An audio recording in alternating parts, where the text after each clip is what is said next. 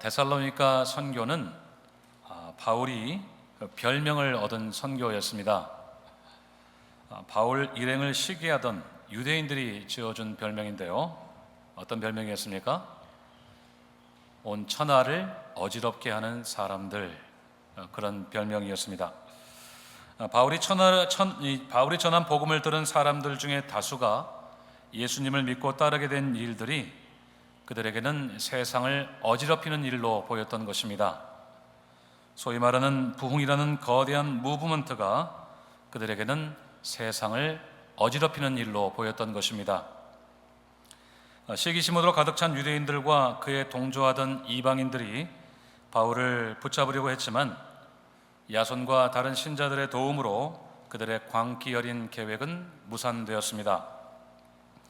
결국 바울과 실라는 형제들의 도움으로 그곳을 빠져나와서 베레아로 이동할 수 있었습니다.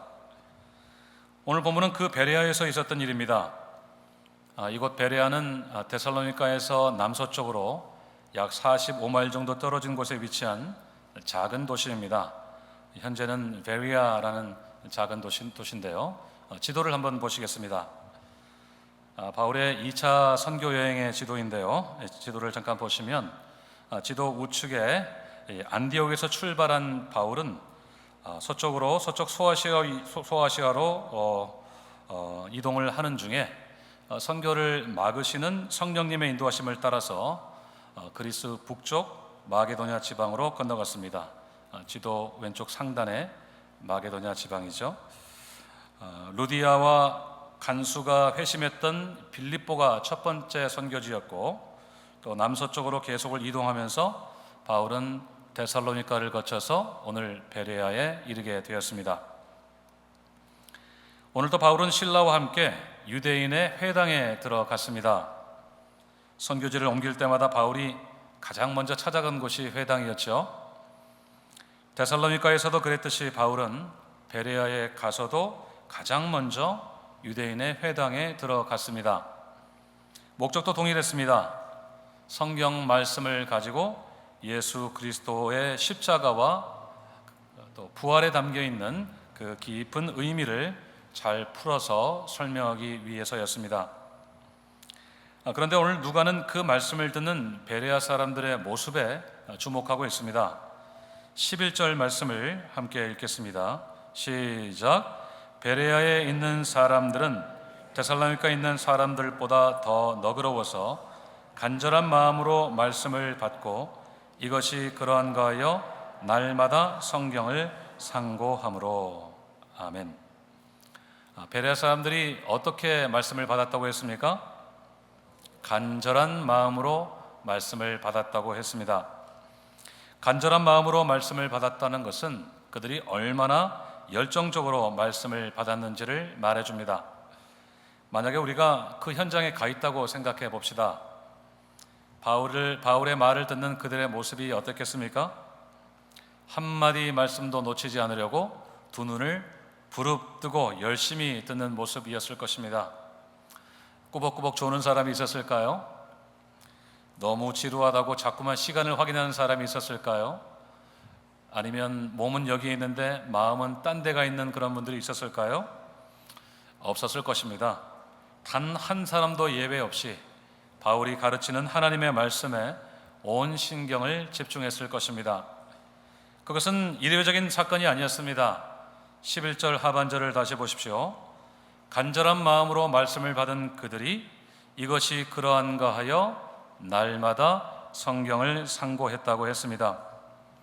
여기서 이 상고한다는 말은 자세히 들여다본다는 뜻입니다. 원어적으로는 반복적으로 조사하거나 연구한다는 뜻입니다. 그러니까 그들이 성경을 상고했다는 말은 성경을 반복적으로 살펴보면서 연구했다는 뜻입니다. 목적이 무엇입니까? 바울이 전한 말씀이 정말 성경 말씀과 맞는 말씀인지를 확인하기 위해서였습니다.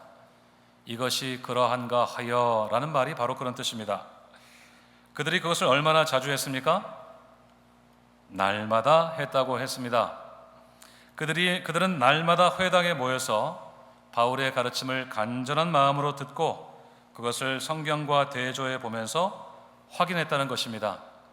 하루 이틀도 아니고 날마다 그들은 성경을 공부하고 또 공부했습니다. 그야말로 성경책이 다를 만큼 이리저리 책장을 넘겨가면서 말씀을 상고했습니다. 저는 이 부분을 묵상하면서 도서관이 떠올랐습니다. 입학시험이나 자격시험 같이 중요한 시험을 앞둔 수험생들이 한 방에 모여 공부를 하는 광경은 정말이지 치열하고 뜨겁습니다. 에어컨 시설이 잘 돼 있는 방이라고 해도 무언가 후끈한 느낌을 받습니다. 여러 줄이 그어져 있는 책들과 또 빈틈없이 글자로 가득 채워져서 부풀어 오르기까지 하는 이런 노트들은 그들의 열심이 얼마만큼인가를 잘 보여주는 증거들입니다. 가만 보면 잠을 쫓기 위해서 막 자기 뺨을 때리는 학생들도 있고요. 또 침침해진 눈을 이렇게 막 비비면서 시력을 다시 맞추는 학생들도 있습니다. 또 한자리에 계속 앉아 있다 보니까 뻐근해진 어깨를 주무르면서 기지개를 켜고 스트레칭을 하는 학생들도 있습니다. 또 집중력을 높이기 위해서 마치 사격 선수나 경주마처럼 안경 옆에다가 종이 가림막을 하는 이런 학생들도 있는 것을 종종 볼 수 있습니다. 모양은 다르지만 목적은 하나입니다. 집중하기 위해서입니다. 더 잘 배우고 깨닫고 싶은 마음이 너무나도 간절하기 때문에 그러는 것입니다. 그 간절한 마음 때문에 그들은 밑줄을 치고 또 쳐가면서 책을 읽고 노트에 빼곡하게 적어가면서 공부를 하고 또 외우고 또 외우고 여러 번 외우는 것입니다. 오늘 베레아 사람들이 그랬습니다. 그들은 간절한 마음으로 말씀을 받았습니다. 그리고 그 말씀을 확인하기 위해서 성경을 공부했습니다. 날마다 회당에 가서 바울의 연속 집중 강의를 듣고 성경으로 복습하기를 반복했습니다. 공부를 좀 해보신 분들은 아시겠지만 공부를 하다 보면 탄력이 붙습니다. 처음에는 의무감에 시작한 공부라도 꾸준히 지속하면 재미가 붙기 시작합니다. 책과 강의를 통해 얻은 지식들이 내 안에 차곡차곡 쌓여가면서 그것이 종합되고 정리되고 분석이 되면서 여기저기 흩어져 있던 지식들이 그 파편적인 지식들이 모여서 하나의 큰 체계를 이루게 됩니다. 그렇게 되면 그때부터 공부는 더 이상 의무감 때문에 하는 것이 아니게 됩니다. 하고 싶어서 하는 공부가 됩니다. 재미가 있으니까 그럴 수밖에 없습니다. 그때는 누구도 말리기 어려운 공부가 됩니다. 자야 될 시간에도 이불 속에 들어가서 랜턴을 켜고 빛을 비춰가면서 책 한 장이라도 더 읽게 됩니다. 베레아 사람들이 그랬을 것이 분명합니다. 매일 성경을 공부하면서 그들 안에 성경 지식이 하나씩 둘씩 쌓여가고 그것이 종합이 되고 체계를 이루면서 하나의 거대한 틀을 이루게 되었을 것입니다. 그 틀은 다른 것이 아니고요, 하나님이 어떤 분이신지를 이해하는 틀, 그분의 외아들 예수 그리스도를 이해하는 틀, 그리고 하나님의 영이시고 예수의 영이신 성령님을 이해하는 틀입니다. 여러분, 우리가 그 틀을 가지게 되면 어떤 일이 일어나는지 아십니까? 먼저는 우리가 세상을 이해하는 틀을 가지게 됩니다. 성삼위 하나님께서 창조하신 이 온 세상이 어떻게 지금까지 왔는지를 이해하게 됩니다. 인류의 역사 가운데 깊이 개입해 오신 하나님을 발견할 수 있고, 하나님이 지금도 온 세상을 다스리고 계시는 것을 밝히 깨닫게 됩니다. 여전히 우리가 이해할 수 없는 일들도 많지만 그 역시 하나님의 손 안에, 그분의 선하신 뜻 안에 있음을 인정하게 됩니다. 더욱 중요한 것은 나 자신을 발견하게 된다는 것입니다. 우리가 성경을 통해 성삼위 하나님이 어떤 분이신지를 발견하게 되면 나 자신이라는 존재에 눈을 뜨게 됩니다. 그 중에서도 가장 중요한 것이 우리가 죄인인 것을 발견하게 된다는 점입니다. 성경이 인간에 대해서 반복적이고 일관적으로 말씀하는 것이 우리 모두가 죄인이라는 것이기 때문입니다. 이것은 우리가 어떤 나쁜 짓을 많이 하고 나쁜 생각을 하기 때문에 죄인이 아니라 우리가 근본적으로 죄인이라는 것을 발견하게 된다는 뜻입니다. 시편 51편에서 다윗이 이런 고백을 한 적이 있습니다. 5절 말씀을 같이 읽겠습니다. 시작.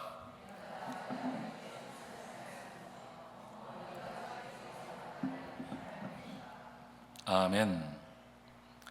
잘 아시는 대로 이 말씀은 다윗이 밧세바를 범한 후에 지은 참회 시입니다. 선지자 나단이 그의 잘못을 책망했을 때 다윗은 진심으로 회개하면서 이 시를 지었습니다. 그 참회의 마음으로 다윗은 자신이 죄악 중에 출생했다고 했습니다. 심지어는 어머니가 죄 중에서 자신을 잉태하셨다고 했습니다. 이 말은 자신의 잘못을 어머니의 탓으로 돌리는 말이 아니라 자신이 날 때부터 죄인이었다는 고백입니다. 그러니까 자신이 처음부터 태어나기를 죄인으로 태어났다는 뜻입니다. 다윗은 불륜이라고 하는 치명적인 잘못을 범했기 때문에 죄인이 아니라 이미 자신 안에 내재해 있던 죄의 본성이 겉으로 드러나서 죄인인 것이 확인되었다고 인정한 것입니다. 그래서 그의 회개는 진실했습니다. 집에 가셔서 이 시편 51편 전체를 꼭 읽어보시기 바랍니다. 그의 회개에는 조금의 거짓도 발견할 수가 없습니다. 3절에서도 그는 자신의 죄과를 안다고 하면서 그 죄가 항상 자신 앞에 있다고 했습니다. 그것은 마치 눈이 가득 쌓인 마당에서 우리가 한 발자국만 움직이면 발자국이 남기 시작하는 것처럼 자신이 앞으로 움직이기만 하면 죄의 흔적들이 나타날 수밖에 없다고 인정하는 말입니다. 그러니까 다윗은 본성적인 죄인으로서 자신의 모든 행위가 다 죄라고 인정했던 것입니다. 불륜을 저질러서가 아니라 자신이라는 존재 자체가 죄의 덩어리라는 것을 발견하게 되었던 것입니다. 그렇게 자신의 근본적인 죄성을 발견했기 때문에 다윗은 철저하게 회개할 수 있었고 진실한 마음으로 죄의 용서를 구했습니다. 그리고 그는 구원의 즐거움을 회복시켜 주시는 하나님의 은혜를 경험할 수 있었습니다. 그래서 시편 51편은 회개로 시작해서 구원의 감격으로 막을 내리는 그런 기쁨의 감격적인 노래였던 것입니다. 여러분 잘 보십시오. 말씀이 선지자를 통해서 다윗에게 임했을 때 일어난 일입니다. 우리가 하나님의 말씀을 깊이 그리고 반복적으로 연구하고 묵상하면 우리는 우리가 죄인인 것을 발견하지 않을 수가 없습니다. 내가 비교적 선량한 사람이라고 해도 남에게 큰 피해를 끼치지 않고 이런저런 좋은 일을 하면서 살았다고 해도 심지어는 사람들에게 덕스러운 사람이라고 인정받아도 나는 본성적으로 죄인인 것을 발견하게 되는 것입니다. 여러분, 우리가 우리 자신을 잘 이해하기 위해서는 반드시 우리가 죄인인 것을 인정하는 데서부터 출발해야 합니다. 우리가 죄인인 것을 이해하지 못한 상태에서 내가 어떤 사람인가를 이해하는 것은 마치 기초공사도 하지 않은 채 높은 건물을 계속 쌓아 올리는 것과 결코 다르지 않습니다. 그 건물은 반드시 무너지게 되어 있습니다. 지금은 멀쩡해 보여도 강한 비바람이 한 번 불어닥치면 반드시 그 건물은 무너지게 될 것입니다. 그것은 시간 문제입니다. 내가 근본적으로 죄인인 것을 깨닫지 못한 채 살아가는 인생은 그만큼 위태롭습니다. 그 인생은 언제 무너지게 될지 모릅니다. 사실 우리는 영적인 존재들이기 때문에 그 위험을 어느 정도는 감지하고 있습니다. 우리가 아무리 영적인 감각이 둔하다고 해도 나라는 존재에 무언가 문제가 있다는 직감을 우리는 가지고 있습니다. 그것이 공허함으로 나타나기도 하고 계속 이렇게 살면 안 될 것 같다는 불안함으로 나타날 수도 있습니다. 하지만 우리는 그것이 죄의 문제로부터 시작된다는 것을 잘 인정하지 않으려는 경향이 있습니다.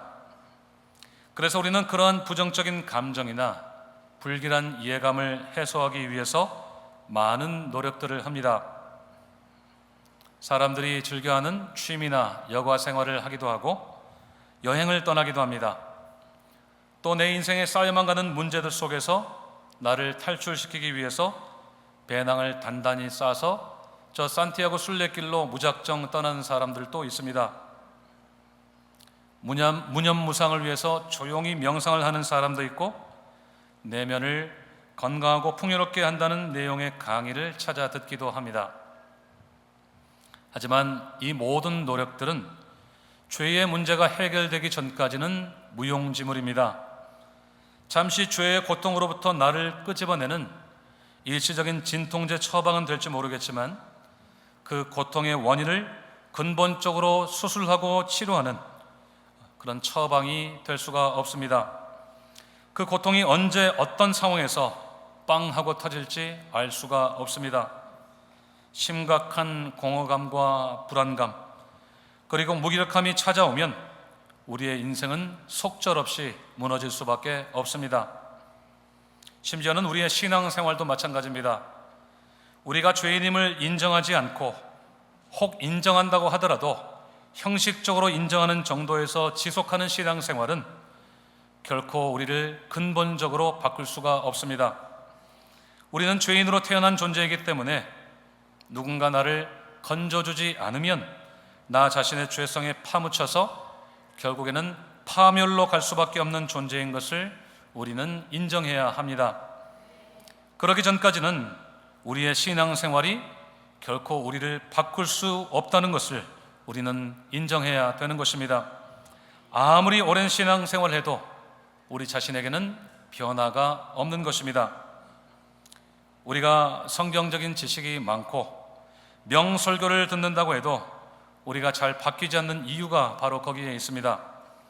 우리의 성경 지식이 우리의 죄를 잠시 덮는 수단으로 사용되고 있거나 좋은 설교가 우리의 공허한 마음이나 불안한 마음을 해소하는 그런 수단 정도로만 사용되고 있을 가능성이 많기 때문입니다. 여러분, 성경은 결코 그런 책이 아닙니다. 하나님의 말씀은 우리의 죄를 잠시 덮거나 죄로 인해 발생하는 인생의 문제들과 그에 따라 파생되는 부정적인 감정들을 해소하기 위한 일시적인 처방이 아닙니다. 성경은 죄를 죄로 적나라하게 드러내고 그 죄의 문제를 해결할 수 있는 궁극적인 방법을 제시하는 책입니다. 하나님의 말씀은 죄악 세상에 사느라고 지친 우리를 잠시 위로하는 글 모음이 아니라 우리가 근본적으로 죄인인 것을 드러내고 그 죄의 문제를 궁극적으로 해결할 수 있는 방법을 가르쳐 주는 이 세상에 딱 하나밖에 없는 유일한 책입니다. 그래서 마치 폭주 기관차처럼 멸망을 향해 전력 질주하는 우리의 인생을 되돌이켜서 영원한 생명의 길로 인도해 주는 책입니다. 오늘 베레아 교인들의 모습을 보십시오. 12절에서 유대인들 중에 믿는 사람이 많았고 이방인들 중에서 지체 높은 여인들과 남자들이 적지 않게 믿었다고 했습니다. 그들은 매일같이 간절한 마음으로 바울의 가르침을 받고 그것이 진리인 것을 성경으로 확인했습니다. 그들은 틀림없이 성경 속에서 하나님의 말씀을 받고 그 말씀으로 자신이 죄인됨을 발견했을 것입니다. 하나님의 말씀이 그들의 영혼을 근본적으로 해부하고 그 안에 감추어진 죄들을 다 도려내어서 그들을 새 사람으로 만들어 버린 것입니다. 히브리서 4장 12절 말씀 같이 읽겠습니다. 시작. 하나님의 말씀은 살았고 운동력이 있어 좌우의 날선 어떤 검보다도 예리하여 혼과 영과 및 관절과 골수를 찔러 쪼개기까지 하며 또 마음의 생각과 뜻을 감찰하나니. 아멘. 하나님의 말씀은 이 세상의 어떤 검보다도 예리해서 사람의 영혼 깊숙한 곳을 파헤치고 겉으로는 잘 보이지 않는 관절과 골수 깊이에 있는 곳에 있는 죄성들을 다 적나라하게 드러낼 뿐만 아니라 사람들이 좀처럼 드러내지 않는 속마음과 생각과 뜻을 다 간파해 버린다는 것입니다. 하나님의 말씀이 마치 수술칼인 것처럼 설명하고 있습니다. 말씀이 우리의 영혼을 수술한다는 뜻입니다. 죄가 완전히 장악한 우리의 영혼이 하나님의 말씀으로 수술을 받아야만 우리가 살 수 있다는 것입니다. 우리 몸에 암세포가 있을 때 여러분, 그것을 우리가 잠시 덮어놓으면 우리가 살 수 있습니까? 결코 그렇지 않습니다. 우리는 결코 살 수가 없습니다. 암세포가 있으면 몸을 열어서라도 그것을 찾아내서 도려내야만 합니다. 그리고 방사선 치료도 하고 항암 치료도 해서 다시는 그 세포가 우리의 몸을 장악하지 못하게 하도록 해야 됩니다. 그래야지만 우리가 살 수가 있습니다. 하나님의 말씀은 죄로 물든 우리의 영혼을 수술하는 칼입니다.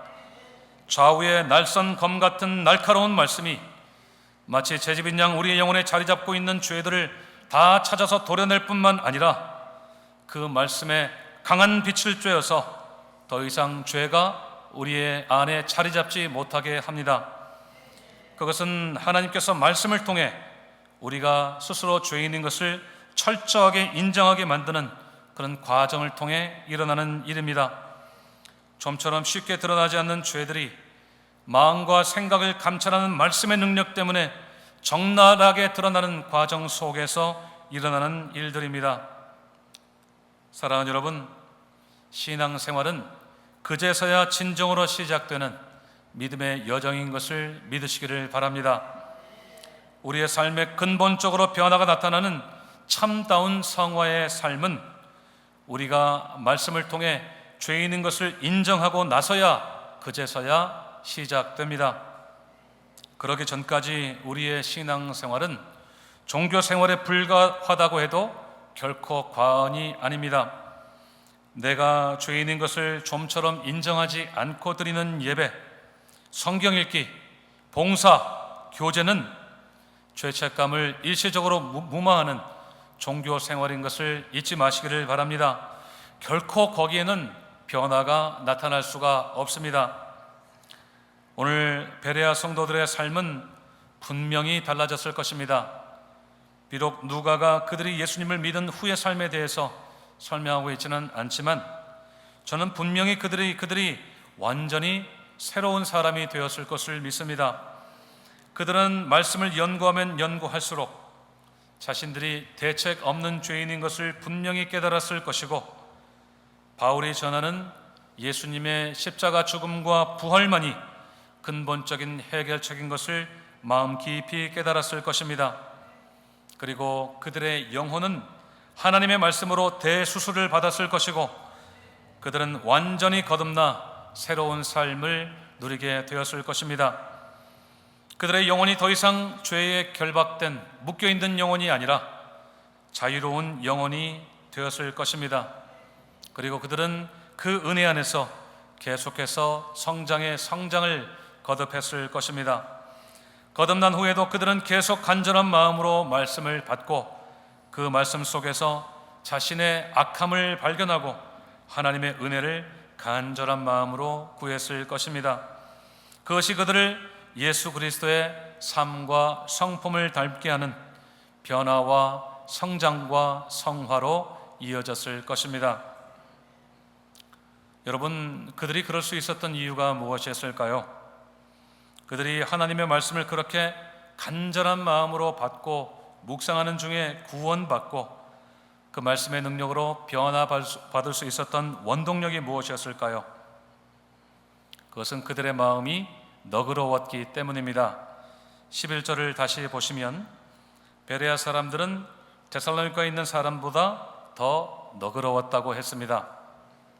이것은 두 도시 사람들을 비교해서 우열을 가리려는 것이 아니라 베레아 사람들의 마음밭이 그만큼 좋았다는 것을 강조하는 표현입니다. 여러분이 너그럽다는 말이 어떤 뜻인가요? 우리가 어떤 사람을 너그럽다고 이야기합니까? 무언가를 잘 받아들이는 사람이죠. 늘 다른 사람들의 말이나 생각을 잘 받아주는 마음을 가진 사람들을 우리는 너그러운 사람이라고 합니다. 예전 한글 성경에는 신사적이라는 표현을 썼습니다. 같은 의미입니다. 다른 사람들에 대해서 넉넉한 마음을 가진 사람을 뜻하는 말입니다. 영어 성경에서도 noble이나 generous라는 말로 그 의미를 전달하고 있습니다. 그들의 마음이 고결하고 관용적이었다는 뜻입니다. 이 학자들은 너그럽다는 말을 선입견이 없는 마음의 태도라고 설명을 합니다. 이 선입견이라는 것은 내가 이미 가지고 있는 지식이나 경험을 판단의 기준으로 삼는 태도입니다. 물론 우리에게 새롭게 들어오는 정보를 분석하고 종합해서 어떤 결론에 도달하는 것은 우리 안에 끊임없이 일어나는 이 사유의 과정이라고 할 수가 있습니다.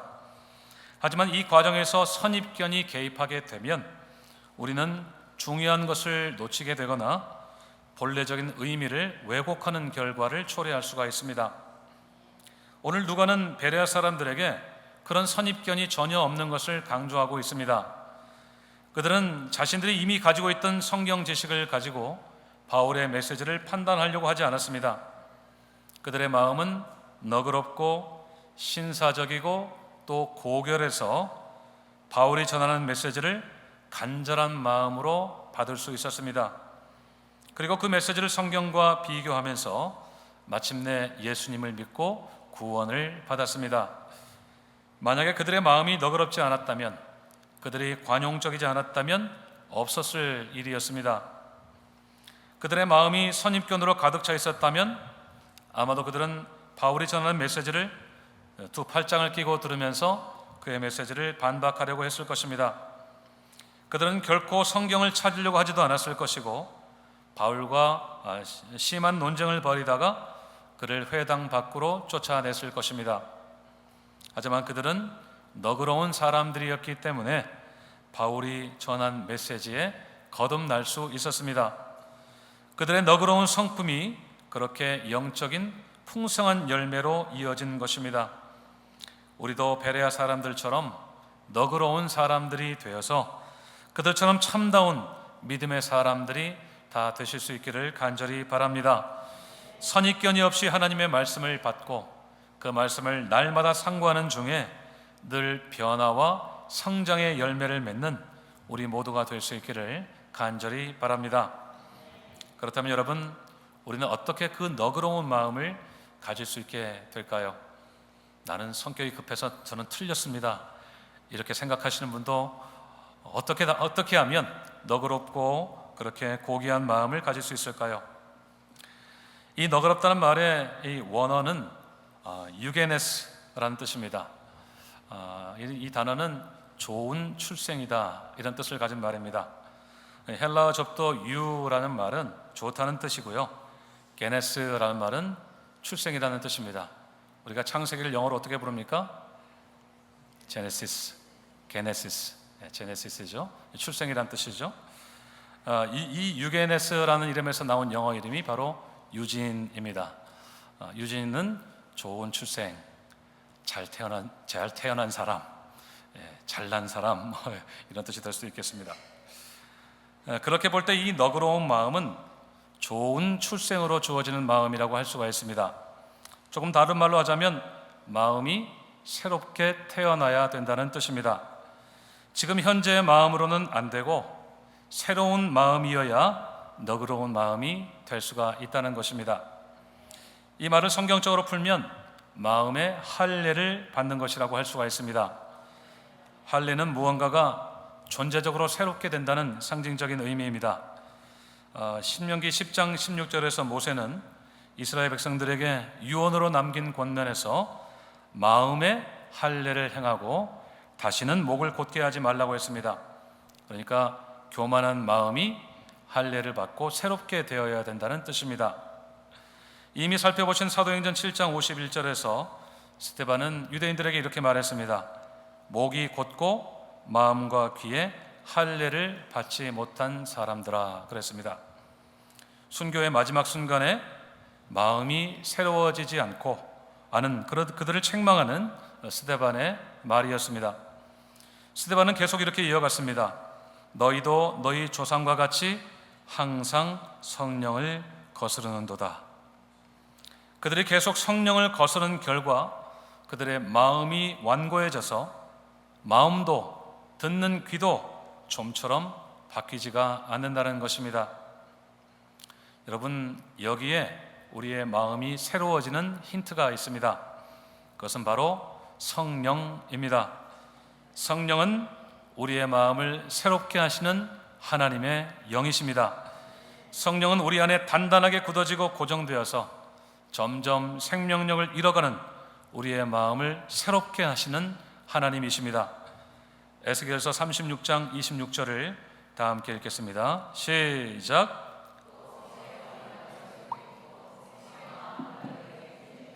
너희 육신에서 굳은 마음을 제거하고 부드러운 마음을 줄 것이며. 아멘. 사랑하는 여러분, 우리 안에 영원히 사시는 성령님이 우리에게 새 마음을 주시는 것을 믿으시기를 바랍니다. 그분은 우리의 마음에 좋은 출생을 주시는 분이셔서 우리도 베레아 사람들처럼 너그러운 마음으로 하나님의 말씀을 받고 날마다 그 말씀을 묵상하도록 도와주시는 분이십니다. 성령님은 그 말씀 속에서 우리가 죄인인 것을 스스로 발견하게 하시고 하나님의 은혜에 갈급한 마음을 가지게 하시는 분이십니다. 목마른 사슴처럼 우리가 영적인 갈증을 가지고 간절한 마음으로 은혜를 구할 때 성령님은 우리 안에 있는 굳은 마음을 제거하여 주시고 부드럽고 새로운 마음을 주셔서 우리에게 계속해서 성장의 열매를 주시는 분이십니다. 오늘도 그 성령님의 은혜를 구하시기를 바랍니다. 그래서 우리의 마음이 너그러워지고 고결해지는 좋은 출생이 있으시기를 바랍니다. 마음의 거듭남이 매일같이 반복되는 우리의 일상이 될 수 있기를 바랍니다. 그 은혜 속에서 날마다 성장할 때 그리스도의 장성한 분량이 충만한 때까지 이르실 수 있기를 바랍니다. 우리의 마음에 날마다 할례를 행하시는 성령님의 은혜 안에서 날마다 새로운 마음으로 새로운 인생을 살아가시기를 주님의 이름으로 축원드립니다. 기도하시겠습니다.